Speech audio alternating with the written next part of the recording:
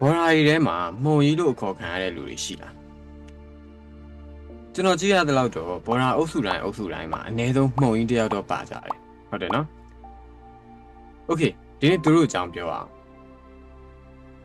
ဘာပြောမှလဲဆိုတော့လူတွေဘာကြောင့်မျက်စိမှုံရတယ်လဲပေါ့မျက်စိမှုံတယ်ဆိုတာအခုခေတ်မှာရုတ်တရက်ဘာကနေပေါ်လာတဲ့ယောဂတစ်မျိုးလည်းမဟုတ်ဘူးတယောက်နဲ့တယောက်ကူးစက်တတ်တဲ့ virus တစ်မျိုးလည်းဟုတ်ဟိုးပဝေသနီကလေးကလူရည်လို့စဖြစ်လာကြတဲ့မျက်လုံးမှုံတယ်ဆိုတဲ့ပြဿနာရှိခဲ့ပြီးသားပဲဒါဆိုမျက်လုံးပါကြောင့်မှုံတာလေဟိုးရင်ခေတ်ကနေခုခေတ်ထိခေတ်ဆက်လူသားတွေကမျက်လုံးမှုံခြင်းပြဿနာကိုဘယ်လိုဖြေရှင်းခဲ့ကြသလဲဆိုတဲ့အကြောင်းအရာတွေကိုဆွေးနွေးသွားမှာဖြစ်ပါတယ်အားလုံးပဲမင်္ဂလာပါ Physics by William နေပြီးတော့ပြန်လည်ကြိုဆိုလိုက်ပါတယ်ကျွန်တော်ကတော့ William ပါ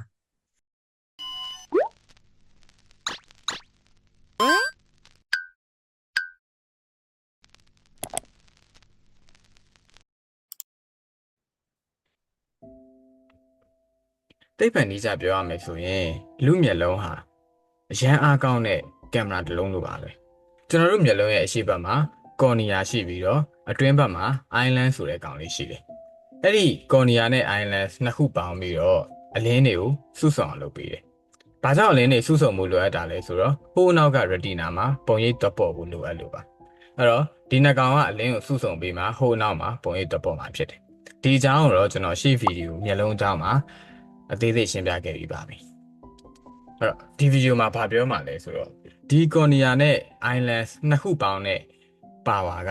တကယ်လို့လူရာထက်ပိုများနေရင်ဒါမှမဟုတ်လူရာထက်ပိုနည်းနေကျွန်တော်တို့ကမျက်လုံးမှုန်ခြင်းကိုဖြစ်ပေါ်စေတယ်ဥပမာပြောရမယ်ဆိုရင်ဒီနှစ်ခုပေါင်းတဲ့မျက်လုံးရဲ့ပါဝါကစုစုပေါင်း60 diopter ရှိပါတယ် diopter ဆိုတာကပါဝါရဲ့ unit ပေါ့နော်မျက်လုံးပါဝါရဲ့ unit electrical power နဲ့တော့မမားတယ်နော် electrical power တို့ဟို mechanical power တို့က watt နဲ့ပြတာဒီနေရာမှာ optical power ဆိုရင် diopter နဲ့ပြပါတယ်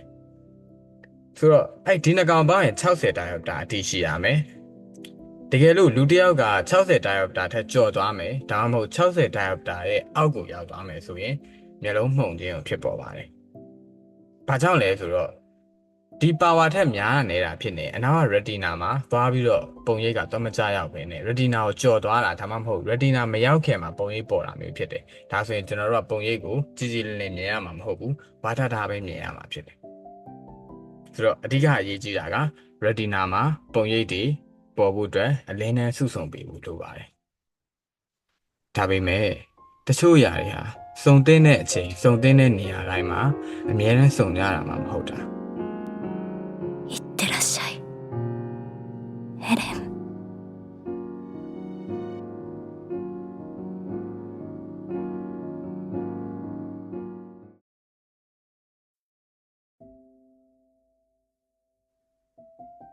အဲ့လိုမျိုးစုံတဲ့နေရာမစုံလို့ဖြစ်လာရတဲ့ပြဿနာနှစ်ခုရှိပါတယ်ပထမတစ်ခုက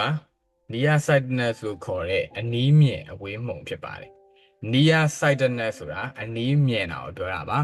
ဒါပေမဲ့မြန်မာလိုခေါ်ရင်တော့အဝေးမှုန်ပါဆိုတော့ဘယ်လိုမျိုးမှတ်လို့ရလဲဆိုရင်အင်္ဂလိပ်တွေကသူကမြင်တာကိုပြောတယ်တိတ်ပြီးတော့မ blame ချင်ဘူးပေါ့နော်မြန်မာတွေကြတော့နည်းနည်း blame ချင်တဲ့စိတ်ကများတယ်ဖြစ်မယ်မှုန်တာကိုသူတို့ကအဓိကပြောတယ်အဲ့တော့အနီးမှုန်အဝေးမှုန်မှုန်တာကိုအဓိကထားပြောတယ်အင်္ဂလိပ်တွေကြတော့မြင်တာကိုအဓိကထားပြောတယ် near sightedness သူကအနီးမြင်လေ far sightedness သူကအဝေးမြင်လေအဲ့လိုမျိုးပြောတယ်ဆိုတော့ကျွန်တော်ဒီနေရာမှာစကားလုံးနှလုံးလုံးကိုထည့်ပြီးပြောသွားမယ် near sightedness အနီးမြင်အဝေးမှုန်ပါအဲ့ဒါတစ်မျိုးရှိပြီးတော့နောက်တစ်မျိုးကကြတော့ far sightedness အဝေးမြင်အနီးမှုန်ဆိုပြီးနှစ်မျိုးရှိတယ်အဲ့ဒါဘာကြောင့်ဖြစ်တာလဲ retina မှာသွားပြီးမစုံလို့ဖြစ်တာအဲ့တော့ near sightedness အကြောင်းဆက်ကြည့်လိုက်အောင်near sightedness ဘာကြောင့်ဖြစ်လဲဆိုတော့ကျွန်တော်တို့ပုံမှန် normal vision မှာဆိုရင်မျက်လုံးကောင်းတဲ့လူတယောက်မှာဆိုရင် retina မှာပုံရိပ်ပေါ်တယ်နော်ဒါပေမဲ့ near sightedness တမှာအဲ့လိုလူမျိုးဆိုရင်အလင်းနှန်းက retina ရဲ့အရှိမသွားပြီးတော့စုံပါတယ်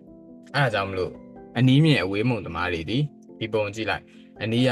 လမ်းတွေပဲမြင်ပြီးတော့အဝေးကတောင်တန်းတွေကိုတော့ဝါဒတာပဲမြင်ရတယ်အဲ့ဒါဒီအဝေးမှုန်သမားပါဟုတ်ပြီဒါဆိုရင်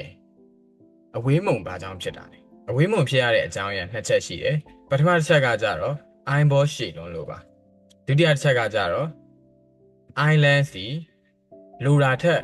ပိုခုံးနေလို့ပါ အဲ့နှစ်ချက်တည်းကတစ်ချက်လည်းဖြစ်နိုင်တယ်ဒါမှမဟုတ်နှစ်ချက်လုံးဖြစ်နေတာလည်းဖြစ်နိုင်တယ်အဲ့ဒါမျိုးဆိုရင်ကျွန်တော်တို့မျက်လုံးရဲ့ဖွဲ့စည်းပုံက error ဖြစ်နေတာဒါကြောင့်မလို့အလင်းနဲ့ဒီ retina မှာမစုံမဲနဲ့အရှိမသက်စုံနေတယ်ဟုတ်ပြီနော် power နဲ့ပြောရမယ်ဆိုရင် power ဒီနှစ်ခုပေါင်း60ရှိရမှာလိုတာထက်ပိုများပြီးတော့62လောက်ရှိနေတာမျိုးပေါ့အဲ့ဒါမျိုးဆိုရင်ကျွန်တော်တို့ကအဝေးမုံသမားလို့ခေါ်တယ်ဒုတိယတစ်ခုကကြတော့ far sightedness တဲ့ far sightedness ဆိုတာအဝေးမြင်အနီးမှုံအဝေးဘာကြောင့်မြင်လဲအနီးဘာကြောင့်မှုံလဲဆိုတော့သူဒီအနီးရအရာဝတ္ထုကိုကြည့်တဲ့အခါမှာအလင်းထဲနေရ retina မပေါ်ဘဲနဲ့အဲ့ဒီအနောက်ကတနေရာမှာတော့ပေါ်တယ်အဲ့ဒါကြောင့်နီးနီးကိုကြည့်မမြင်ရဘဲနဲ့မမြင်အောင်ဆိုတာဝါတာကိုပြောတာနော်ဝါတတာပဲမြင်ရပြီးတော့ခုအဝေးမှာရှိတဲ့တစ်ပင်ကိုကြတော့ကောင်းကောင်းမြင်ရပါတယ်ဒါဆိုရင်သူဒီအဝေးမြင်အနီးမှုံသမားဖြစ်တယ် far sightedness ဘာကြောင့်ဖြစ်ရလဲပထမတစ်ချက်ကတော့ eyeball ဒီတူနေလို့ပါ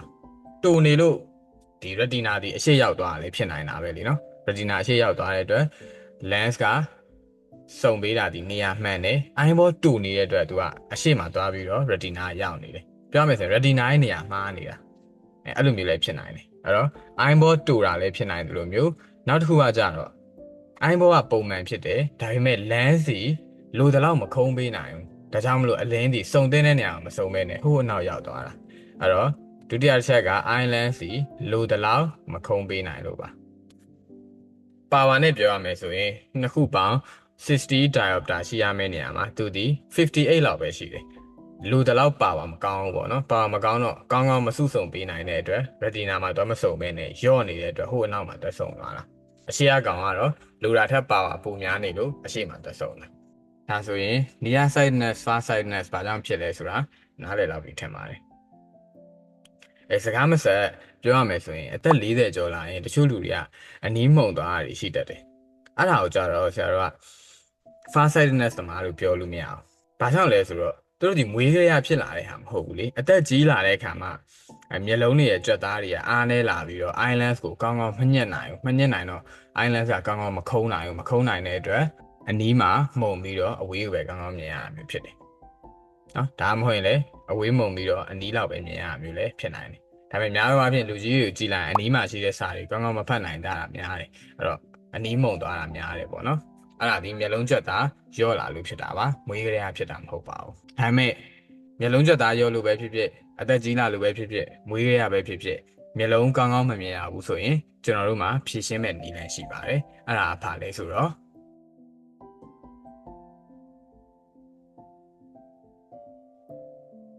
မျက်စိမုံရဲဆိုတာလွန်ခဲ့တဲ့နှစ်ပေါင်း900ဟုတ်သေးဘူးနှစ်ပေါင်း1000ဒါလည်းမဟုတ်သေးဘူးလွန်ခဲ့တဲ့နှစ်ထောင်ပေါင်းများစွာကလေးကမျက်စိမှုံရဲဆိုတာဖြစ်ပေါ်ခဲ့တာစဉ်းစားကြည့်လေမျက်စိမှုံရဲဆိုတာအခုခေတ်မှပေါ်လာတဲ့ရုပ်တရက်ကြီးဘုံကနေပေါ်လာတဲ့ယောဂတစ်မျိုးမှမဟုတ်တာမျက်လုံးဖွဲ့စည်းပုံကြောင့်ဖြစ်တာဖြစ်တဲ့အတွက်ဟိုးရင်ကလေးကလူတွေမှာလည်းမျက်လုံးမှုံရဲဆိုတာဖြစ်မှာပဲဒါပေမဲ့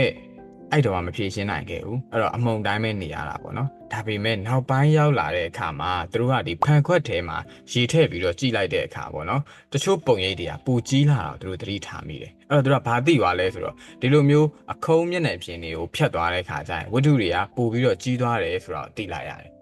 ပြန်ပြောမယ်နော်အခုံးမျက်နှာပြင်တွေကိုအလင်းဖြတ်သွားတဲ့အခါမှာအဲ့ဒီမျက်နှာပြင်အနောက်ကအရာတွေကိုပူကြီးအောင်လုပ်နိုင်တယ်ဆိုပြီး idea စရတယ်အဲ့လို idea စရတယ်သူတို့ကဘာလုပ်လဲဆိုတော့ reading stone ဆိုတဲ့ဟာလေးကိုတီထွင်လိုက်တယ် reading stone ဆိုတာပုံမှန်ပြထားတဲ့ဟာပေါ့နော်မျက်မှန်လို့တော့မျက်လုံးသားမှာကတ်ထားလို့တော့မရဘူးသူကစာအုပ်ပေါ်တင်ပြီးတော့ဖတ်ကြတာအဲ့ကောင်လေးတွေစာအုပ်ပေါ်တင်ပြီးတော့ဖြည်းဖြည်းချင်းဖတ်ရတာအဲ့လိုမျိုးဟာကိုသူတို့စပြီးတော့ထွင်ခဲ့တယ်မျက်မှန်လို့တော့ပြောလို့မရသေးဘူးပေါ့နော်မျက်မှန်ရဲ့ရှေ့ပြေးလို့ပဲပြောရမှာပေါ့အဲ့ဒီကောင်တွေတီထွင်ပြီးတော့တဖြည်းဖြည်းနဲ့နှစ်တချို့ကြာလာတဲ့အခါမှာဘယ်နှခုနှစ်လောက်ရောက်ပြီလဲဆိုတော့73ရာစုနှောင်းပိုင်းလောက်ရောက်ပြီအတိအကျပြောရမယ်ဆိုရင်1280ဝန်းကျင်လောက်ပေါ့နော်အဲ့ဒီဝန်းကျင်လောက်မှာအီတလီနိုင်ငံမှာပထမအဆုံးမျက်မှန်ကိုစပြီးတော့တီထွင်နိုင်ခဲ့တယ်ဒါပေမဲ့လေအဲ့ဒါဒီမျက်မှန်ဆိုတာပဲရှိတာပါအတိအကျကြီးလူတွေအတွက်အဆင်မပြေသေးပါဘူးပြောချင်တာကဒီလူဒီမျက်မှန်နဲ့လုံးဝကိုက်တယ်ဆိုပြီးတော့မထုတ်နိုင်သေးပါဘူးဘာကြောင့်လဲဆိုတော့သူကမျက်မှန်ပဲထုတ်နိုင်သေးတာ formula မရှိသေးဘူးခက်တာအဲ့တုန်းက Anju-Vision တို့ American Vision တို့လည်းမပေါ်သေးတော့Man Blue သွေးတဲ့လူစီကိုသွားပြီးတော့ Man Blue သွေးပြီးတော့တက်ကြည့်ပေါ့နော်မျက်မှန်ကိုင်းနဲ့ထည့်ပြီးတော့တက်ကြည့်အဆင်ပြေလားအဆင်ပြေရင်တက်အဆင်မပြေဘူးဆိုရင်ထပ်သွေးပြန်တက်ကြည့်လို့အဆင်မပြေသေးရင်တော့ပြစ်ဘာလို့လဲဆိုတော့သွေးနဲ့ပါသွားပြီလေအဲ့တော့နောက်ထပ်မျက်မှန်တစ်လက်ထပ်လုံးထပ်သွေး အဲ့လိုနဲ့ပဲသွားနေကြရတာဖြစ်ပါတယ်ဆိုတော့ထားပါတော့အဲ့လိုနဲ့ဖြည့်ရှင်းလိုက်တော့တချို့လူတွေအတွက်အဆင်ပြေသွားတယ်ပေါ့လေဒါပေမဲ့လူတိုင်းအတွက်အဆင်မပြေသေးဘူးလောက်ရလဲခက်ခဲနေတော့မယ်ဒါကိုဖြည့်ရှင်းဖို့အတွက်နှစ်ပေါင်း400လောက်ထပ်ကြခဲ့ပါတယ်နောက်နှစ်ပေါင်း400ဝန်းကျင်လောက်မှာဂျိုဟန်နက်စ်ကပလာဆိုတဲ့သိပ္ပံပညာရှင်ကြားဘူးတယ်မလားသူကဂျိုဘလန်နေအကြောင်းပြောပြီးတော့နာမည်ကြီးသွားတာလေအဲ့ဂျိုဟန်နက်စ်ကပလာနေပြီးတော့အလင်းရိုင်ခြင်း theory ကိုသူကကောင်းကောင်းရှင်းပြနိုင်ခဲ့တယ်ဒီမှန်ဘလူးတွေကိုဖြတ်ပြီးတော့အလင်းဘလို့ရိုင်လဲဆိုတော့သူရှင်းပြတာပေါ့နော်ဒါပေမဲ့လည်းအဲ့ဒါဒီမျက်မှန်လုပ်ဖို့အတွက်တိကျတဲ့ formula မထွက်လာသေးပါဘူး1880ဝန်းကျင်လောက်ကြာမှာပြင်သစ်ကမျက်စိဆရာဝန်ဖာဒီနန်မိုနာယာအတန်ထွက်ကနည်းနည်းမားရင်လည်းမားမယ်ပေါ့နော်စာတော့ရေးပေးထားမယ်ဖာဒီနန်မိုနာယာသူက diopter ဆိုတဲ့ unit ကိုစပြီးမိတ်ဆက်ခဲ့တယ် diopter ဆိုတာကျွန်တော်ရှေ့မှာပြောခဲ့တဲ့ power unit ပေါ့ power unit ကိုသူပြောပြီးဆိုတော့ power formula ကိုလည်းသူတွက်ထုတ်နိုင်ခဲ့ပြီကျွန်တော်တို့စာထဲမှာသင်ရတဲ့ lens formula တွေကိုလည်းထုတ်နိုင်ပြီ lens formula လည်းရှိပြီ power လည်းရှိပြီဆိုတော့မျက်မှန်ကိုကောင်းကောင်းတွေးနိုင်ပြီအဲ့ဒီချိန်ကျမှမျက်မှန်နဲ့မျက်လုံးမှုန်တဲ့လူနဲ့ဟာဓာတ်လေးဖြစ်ပြီးတော့အဆင်ပြေသွားတာပေါ့ဟုတ်ပြီနော်ဒါဆိုရင်မျက်မှန်တွေကောင်းကောင်းစတက်နိုင်တဲ့အချိန်ဒီ1900ဝန်းကျင်နီးပါးလောက်မှာစပြီးတော့တက်နိုင်တာဆိုတော့တိတ်မကြသေးဘူးလို့ပြောရမှာပေါ့နော် idea ရတာကတော့နှစ်ပေါင်း800နီးပါးလောက်ရှိနေပြီဒါပေမဲ့တကယ်အဆင်ပြေသွားတာကနှစ်ပေါင်း100ကျော်150လောက်ပဲရှိသေးတယ်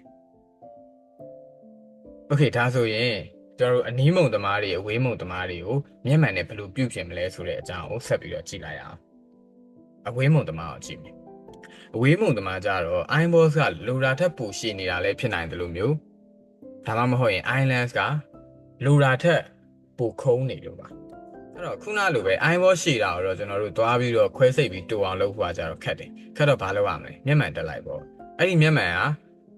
အခုနလိုတာထက်ပိုခုံးနေတယ်ဆိုတော့ပါဝါများနေတာပါဝါဒီ60ကျော်နေတာဥပမာ65ပဲထားပါတော့65ဆိုရင်ကျွန်တော်တို့ -5 လို့တယ်အဲ့ -5 ကိုဘယ်သူကပေးလဲဒီ concave lens လာပေးတယ် concave lens ရဲ့ပါဝါဒီ minus ပါဝါဖြစ်ပါတယ်ဒါကြောင့်မလို့ -5 ထပ်ထည့်လိုက်တဲ့အခါကျရင်ခုန65အခု -5 ထည့်လိုက်တော့60ဖြစ်သွားပြီအဲ့ဒါဆိုမျက်လုံးအတွက်ကွက်တီဖြစ်သွားတာ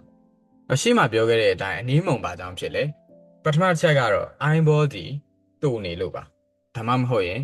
eyelens ကလိုတလောက်မခုံပေးနိုင်လို့ eyeball တူတာတော့ကျွန်တော်တို့ကပြင်လို့မရအောင်ဘာလို့လဲဆိုတော့မျက်လုံးရဲ့ဘောလုံးပုံကြီးကိုကျွန်တော်တို့ပြင်ရမှာလေအဲ့တော့တို့ကဘာလုပ်လိုက်လဲဆိုတော့အဲ့လိုမျိုးခွဲစိတ်တဲ့ဟာကိုမလုပ်ဖ ೇನೆ မျက်လုံးရဲ့အရှိမအကူကရိယာတစ်ခုတက်လိုက်တယ်အဲ့ဒီအကူကရိယာဒီမျက်မှန်ဖြစ်ပါတယ်အဲ့ဒီ lens ဒီ convex lens ကိုတက်ရပါတယ်ဘာလို့လဲဆိုတော့ eyelens စီလိုတလောက်မခုံးပေးနိုင်တဲ့အတွက်သူခုံးမှုလိုတဲ့ပမာဏကိုဒီ convex lens ကနေပြီးတော့ပြန်ဖြည့်ပေးတာဆိုလိုတာကမျက်လုံးရဲ့ပါဝါ58လောက်ပဲရှိတယ်ပေါ့နော်ဒါဆိုရင်ကျွန်တော်တို့က +2 လောက်ထပ်ထည့်လိုက်မယ်ဆိုရင်60 diopter ဖြစ်ပြီအဲ့ဒါဆိုရင်အဲ့လိုလဲကောင်းကောင်းမြင်ရပြီပေါ့ဟုတ်ပြီနော်ဒါဆိုရင်မျက်မှန်လောကမှာပြောတဲ့ပါဝါ200တွေ300တွေဆိုတာပါလေပေါ့နော်ပါဝါ200တွေ300တွေဆိုတာကတကယ်တော့2 diopter 3 diopter ကိုပြောတာပါ2 diopter ကိုသူက100နဲ့မြောက်လိုက်တယ်မြောက်ပြီးတော့ပါဝါ200လို့သုံးပြီးတော့3 diopter ကျတော့300လို့ပြောတယ်ဟုတ်ပြီနော်